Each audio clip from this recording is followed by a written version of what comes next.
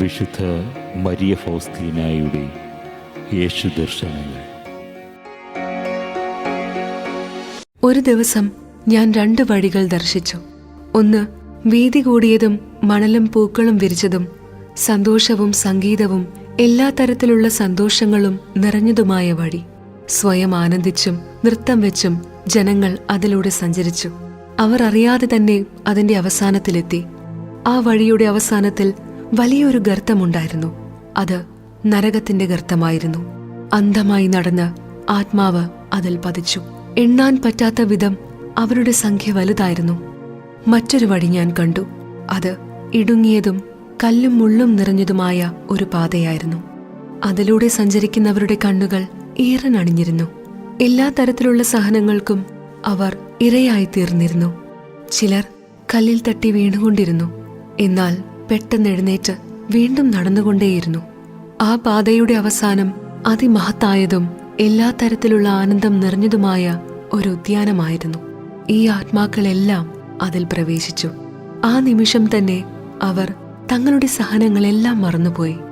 ഒരിക്കൽ സായാഹ്നത്തിൽ തിരുക്കുടുംബത്തിന്റെ സഹോദരികളുടെ മഠത്തിൽ ഞങ്ങളുടെ മഠത്തിലെ മറ്റൊരു സിസ്റ്ററും ഒന്നിച്ച് ആരാധനയ്ക്കായി ഞാൻ പോയി. ചാപ്പലിൽ പ്രവേശിച്ച ഉടനെ ദൈവസാന്നിധ്യം എന്നിൽ നിറഞ്ഞു. ചില സമയങ്ങളിൽ ഞാൻ ചെയ്യാറുള്ളതുപോലെ മൗനമായി ഞാൻ പ്രാർത്ഥിച്ചു. പെട്ടെന്ന് ഞാൻ കർത്താവിനെ കണ്ടു.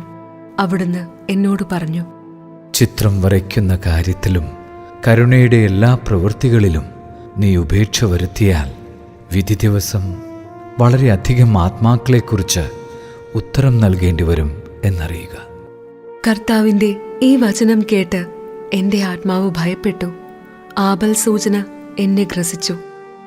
എത്ര ശ്രമിച്ചിട്ടും എനിക്ക് ശാന്തത ലഭിച്ചില്ല. ഈ വചനങ്ങൾ എന്റെ ചെവിയിൽ മുഴങ്ങിക്കൊണ്ടിരുന്നു. വിധി ദിവസം എന്റെ മാത്രമല്ല, മറ്റുള്ളവരുടെയും ആത്മാക്കൾക്ക് ഉത്തരം പറയേണ്ടി വരുമെന്ന വാക്കുകൾ എന്റെ ഹൃദയത്തിൽ ആഴമായി പതിഞ്ഞു. ഞാൻ മടങ്ങി മഠത്തിലെത്തി. ചെറിയ ചാപ്പലിൽ ദിവ്യകാരുണ്യത്തിന് മുൻപിൽ സാഷ്ടാംഗം വീണ് കർത്താവിനോട് പറഞ്ഞു, എന്റെ കഴിവിനനുസരിച്ച് ഞാൻ എല്ലാം ചെയ്യാം.